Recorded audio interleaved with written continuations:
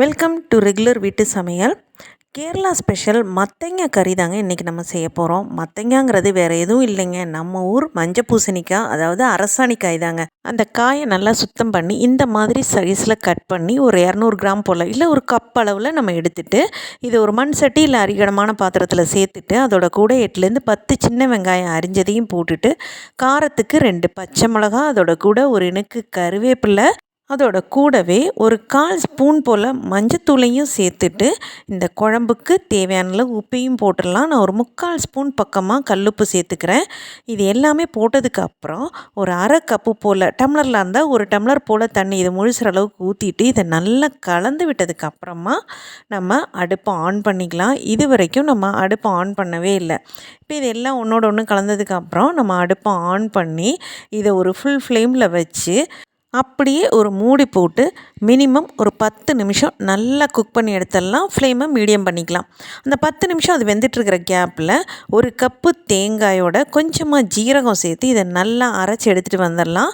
இப்போ நம்மளுடைய பரங்கிக்காயெல்லாம் நல்லா வெந்து வந்திருக்கும். தண்ணி கம்மியாக ஊற்றிருந்தா ஒரு 2 தடவை கலந்து விட்டுக்கோங்க. தண்ணி நல்லா தாராளமாக ஊற்றிருந்ததுனால நான் நடுவில் கலந்தெல்லாம் விடலை. இப்போ பார்த்திங்கன்னா தண்ணி நல்லாவே இருக்குது, காய் நல்லா வெந்திருக்கு, நல்லா மசியுது பாருங்கள்.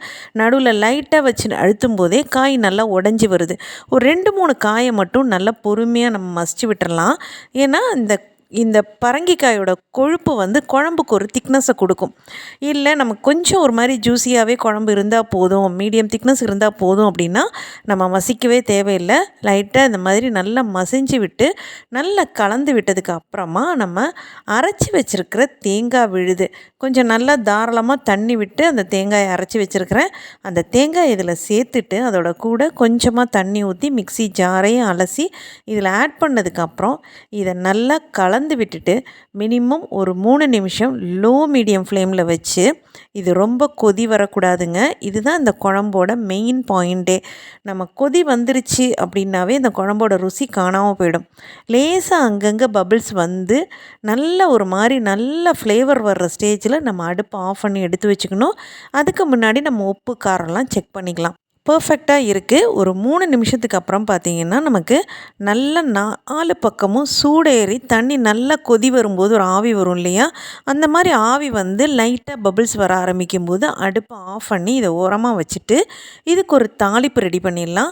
ரொம்ப சிம்பிளான தாளிப்பு தாங்க. ஒரு தாளிக்கிற கரண்டியை வச்சுட்டு 1 ஸ்பூன் போல் எண்ணெய் ஊற்றி கொஞ்சமாக கடுகு, அதோட கூட ஒரு வரமிளகா கிள்ளனதையும் ஒரு இனுக்கு கருவேப்பிலையும் ஆட் பண்ணிவிட்டு அடுப்பை அப்படியே ஆஃப் பண்ணிடலாம். இது நல்லா பொரிஞ்சு வந்திருக்கும் போது ஒரு 1/4 ஸ்பூன் மிளகாத்தூள் போட்டு அந்த சூட்லேயே அந்த மிளகாத்தூளை லைட்டாக ஃப்ரை பண்ணி எடுத்துக்கலாம். இப்போ இந்த தாளிப்பை நம்ம இறக்கி வச்சுருக்க குழம்புல ஆட் பண்ணி எடுத்துட்டோம் அப்படின்னா நமக்கு பர்ஃபெக்டான கேரளா ஸ்பெஷல் மத்தங்காய் கறி ரெடி ஆகிடுச்சுங்க. சாப்பாட்டுக்கு இது மட்டும் இருந்தால் கூட அவ்வளோ டேஸ்ட்டாக இருக்குங்க. கண்டிப்பாக பரங்கிக்காய் கிடச்சிதுன்னா இந்த மாதிரி ஒரு தடவை மத்தங்காய் கறி செஞ்சு பாருங்கள். வீடியோ பிடிச்சிருந்தா லைக் பண்ணுங்கள், ரொம்ப பிடிச்சிருந்தா ஃப்ரெண்ட்ஸோடு ஷேர் பண்ணுங்கள். உங்கள் ஃபீட்பேக்கை கமெண்ட்டாக சொல்ல மறந்துடாதீங்க. Thanks for watching.